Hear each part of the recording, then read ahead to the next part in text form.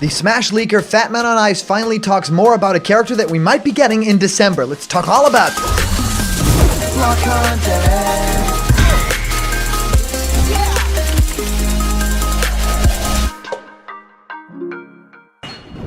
What's happening, my block buddies, and welcome to a brand new episode of Blocked Content's Leak Speak. My name is Callum, and this is going to be your content for today. Well, it's happened. We have a whole lot more to discuss today because yesterday we reported on all manner of Geno leaks and speculation within that, and of course that has been debunked as of yet. You know, we talked about this too, and also in the comments, everybody's been sending me messages. So yes, all that Geno stuff that we talked about yesterday has been disproven, but today we have a lot more to talk about. Fatmanonice, someone who all you guys might know from the Smash Brothers scene. Sometimes he puts out a hint or two, sometimes he was proven right, and sometimes, we are left wondering what was actually happening with the quotes that this person was saying. Well, today, there was actually really something special that was shared, people breaking down different days it took for characters to both be announced and then, of course, become playable in the game, for people to actually download the characters and play them. So really cool, there's differences between the days of when Min was announced and playable, then Byleth, which was even more days, and then for other characters as well. So then we get to think about, wait, if a character is dropping in December this year and it's announced at the Game Awards, then the character should be playable a little bit after the Game Awards, so still before the end of this year. So there's a lot of crazy stuff going on within Super Smash Bros. Ultimate, but the Smash Bros. Scene as a whole as well. So I also briefly wanted to talk about the entire Smash Bros. Community and the outrage that has happened as Nintendo actually shut down Big House with a cease and desist letter. So that's also stuff that we're going to be talking about in this episode, because I feel like it is a big part of the Smash Brothers community and fandom, and of course Blocked Content as a show. We love Nintendo, we love Smash Brothers, so we need to, be all encapsulating with talking about all of that. And of course, I've been answering many of you guys' questions about Smash Ultimate and new fighters in our show Question Blocked, where I answer your questions. What do I think of your favorite game? How do you start making YouTube videos yourself? Whatever you can think of, send your question through to blockedcontentmail@gmail.com, and I will answer your question live on the show in our next Question Blocked episode. And yes, brand new episodes of Block Talk are coming. We are playing a new game that a lot of Smash fans are gonna love, and if you haven't already, please go to Instagram and follow the page Blocked Content YouTube. So type in Blocked Content YouTube and Instagram. There's the page. It has memes, it has fun stuff from this show, and fun stuff from the Snake Codex. So see you guys there. Okay guys, let's dive into Fatmanonice's quotes. And first off, this came my way through a GameFAQs post that was very interesting, and it doesn't really say all that much, but what it did say led me to the correct path, right? With a release then 2 weeks after. Yes, Fatmanonice is hinting at Smash Reveal next week. It will skip over the Game Awards like he previously hinted at. Can't wait till next week. Who will it be? And then we'll go to the post of Fatmanonice here on smashboards.com. And Pin Shadow said, and of course a person that we've heard a lot about and he quotes on the regular, and talks to, originally saying, not really sure where we go from here, honestly. Yet another round of maintenance is weird, and we know we're getting news on Doom Eternal sometime this month, but the number of days that are actually viable for a presentation at this point is 2, Friday and Monday. Them shadow dropping a mini on a Friday isn't unprecedented if March is anything to go by, but still. And then Fatmanonice actually weighs in with his own thoughts. Well, my current thoughts? December 3rd, which was actually the original release date of Smash Bros. Brawl before it got pushed, is looking really good right now, because coincidentally, a presentation in the first week and another in the third week would mirror exactly what happened in September and October. This also adds to our theory craft that the Mario Smash tournament was supposed to be in September, but was delayed. What does this potentially mean? Well, it means there's a possibility that the Mario tournament wasn't meant to celebrate the release of 8, but the reveal. Here's the thing. We have not had any characters announced 1 month and then released in another all year. Chances are that if we get a December announcement, it will be a December release for the character. Again, 7-day difference for Min Min. A 7-day difference for Byleth and for Steve. Do this again, and 8 gets released on the 15th, a week after the Video Game Awards do. There's no conflict there, but before the Christmas and New Year's break. This is also significant because ever since Hero, every DLC character has specifically gotten their own tournament. The Mario tournament celebrates the Mario franchise as a whole, so the lineup we've seen since September is probably conclusive. Character 8 would still get a tournament based specifically on them. This also makes sense because of the high probability of Character 8 being third party anyways. So Fatmanonice really dropping some interesting tidbits over here. I mean, essentially just the wait between characters getting announced and revealed is interesting to see, like the 12-day difference both for Byleth and Steve, I think is very telling. So if you all tally that up, the release would be on the 15th. I think it's very interesting for the Video Game Awards to maybe have a reveal or maybe not have a reveal, but something in the middle there could also be good, right? I mean, it really feels like that huge Joker reveal for Smash Bros. Ultimate was a big get for Jeff Keighley and the team over at the Video Game Awards, so they really want to like repeat that and have another year of that huge media coverage. I mean, that just makes sense, but generally I think that it makes sense that this December we are going to be getting a character reveal. I hope that that character gets revealed and is playable in that same month, because if we look at all the announcements so far and everything that Fatmanonice has said in this post, it is very likely that that will be a 1-2 punch as well for this character. Now,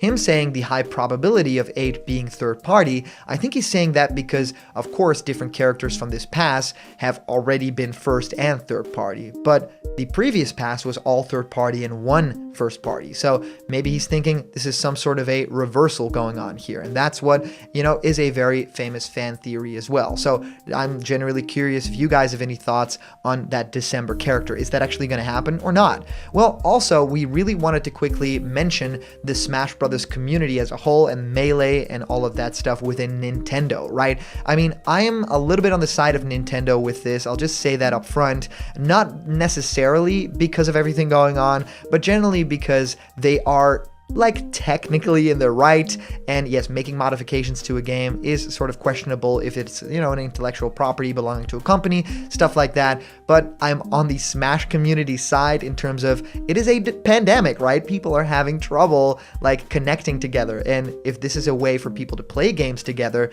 then it's really weird for them to they are in a weird pickle right now, Nintendo, because of course like Nintendo proper isn't writing those messages, it's lawyers and stuff like that. So yeah, there's really no win here, right? Nintendo can't budge at all because it's illegal, and the Smash community can't let this pass as well. So it's strange. I'll talk about it, right? Dexerto.com, originally posted by Theo Salon, says Smash fans outraged as Nintendo shuts down Big House with cease and desist. So it sounds very, very serious.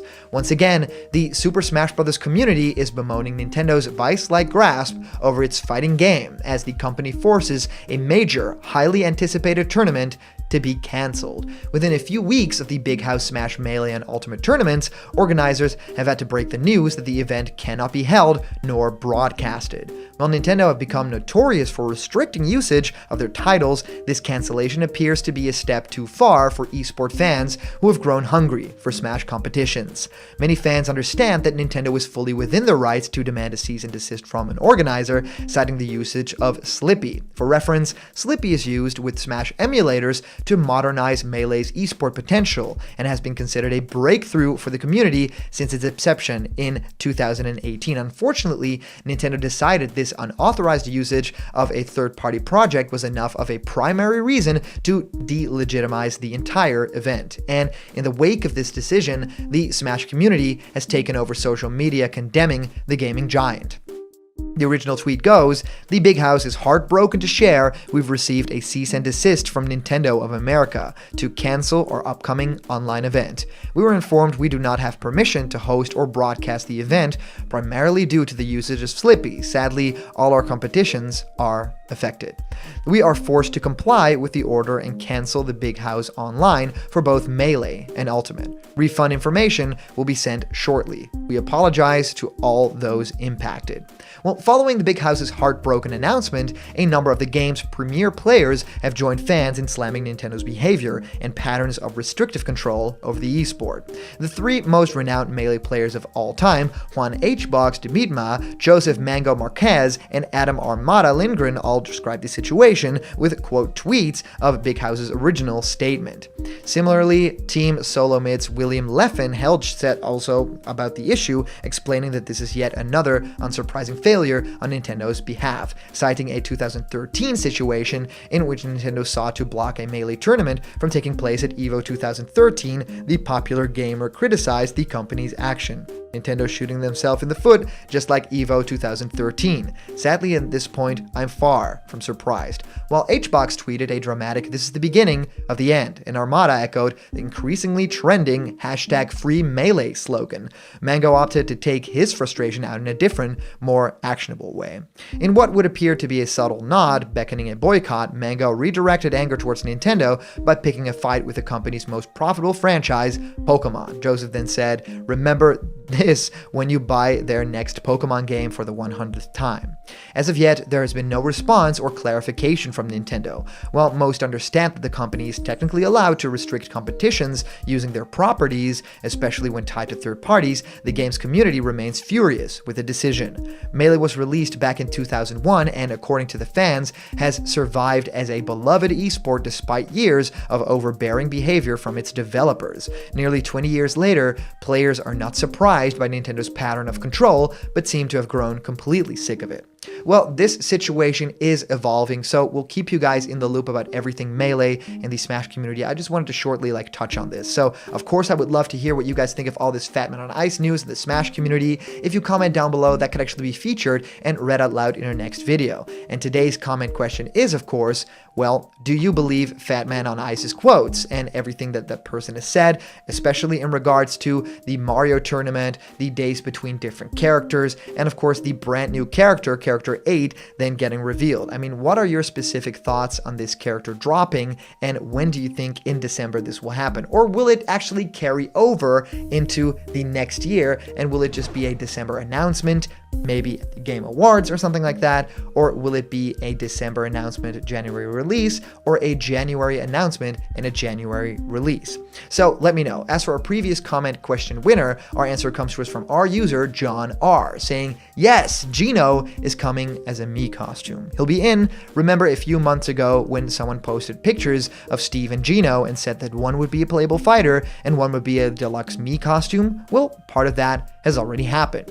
I have nothing against Gino, I know who he is. Super Mario RPG is one of my favorite games of all time. It's just, I think there are characters that deserve to be in Smash more. For example, Sora is popular worldwide, not just in North America. If we were to get another Square Enix character that nobody expected and is the next best-selling game series for Square Enix next to Final Fantasy and Dragon Quest, and the character is iconic and relevant, that's who I'd put my money on. If Sora doesn't make it, that is. Well, John R., thank you so much for your comment. I think Gino has a little higher of a possibility, but yes, I do remember that leak that said one of the characters is a deluxe Mii costume, one of the characters is playable, and it was Steve and Gino. Both would make sense for both, I suppose. And, well, I mean, your comment here made me a little bit sad. Like, maybe it's not happening. Maybe we'll get a deluxe Mii costume for Gino, and I mean, that's awesome too, but I want a character with a full moveset, right? So thank you guys so much for sending in all your comments. These are always so much fun to read through, and of course, a big shout out to our latest Patreon supporters and the super chats that you guys send during live streams.